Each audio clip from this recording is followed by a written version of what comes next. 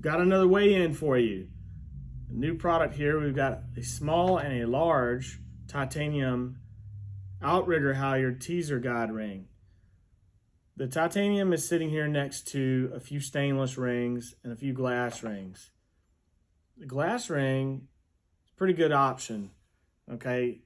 These things' job is to move back and forth between the boat as we're trolling and pulling stuff behind the boat and the outrigger attachment point, someplace outboard up in the air typically.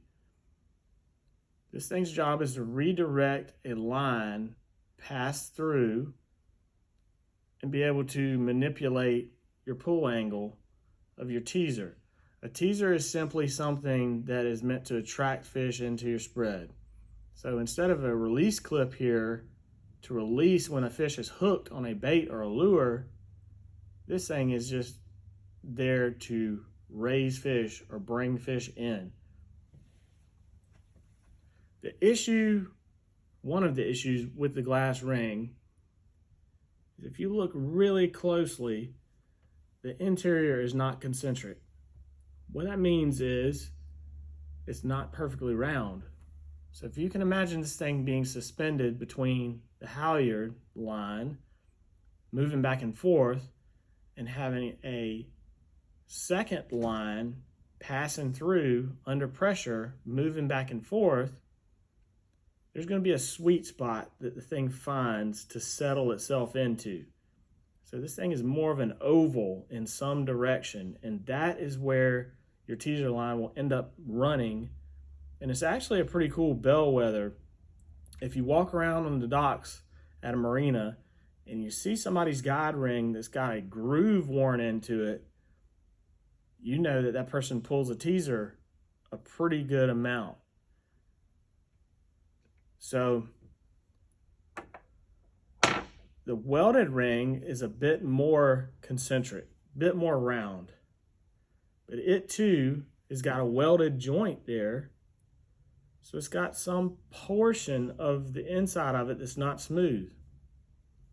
Our machined titanium ring, perfectly round, because it's machined from a solid chunk of titanium. It's machined from billet metal. So weight-wise, we got the scale here, so may as well weigh these things in. Glass is not too bad. The stainless is going to be the heaviest. Get this big boy here on the scale. Impressive weight there, in a bad way. Then we come to the titanium. It's going to be around half the weight of stainless of equal size.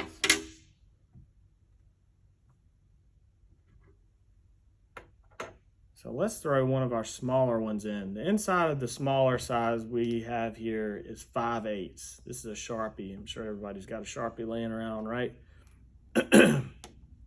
Inside's 5/8 of an inch, outside is 1 inch diameter. Not even enough to register. So very lightweight here. But the big thing other than weight is actually windage with these glass rings. We're not on a boat traveling 15 knots and impressing somebody when we say we reach 20 knots at some point during the day. We're on a boat typically these days over 35 knots. Some boats are doing 60 offshore. So the wind is caught on this surface, as you can see, much more so than the skinnier surface. So what happens when something's being moved around by wind? You get annoyed, right?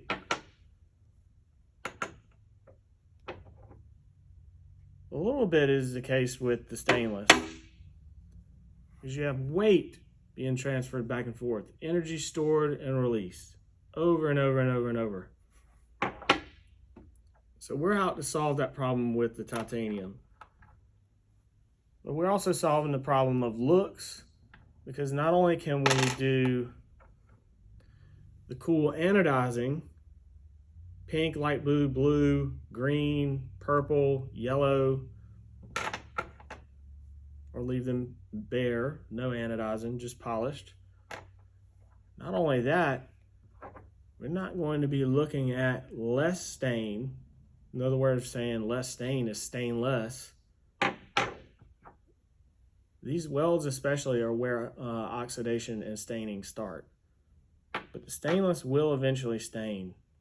Unless you remove them and constantly keep up with them, polishing them out, they're going to stain. Versus the titanium, it just is not ever going to exhibit oxidation in such a way.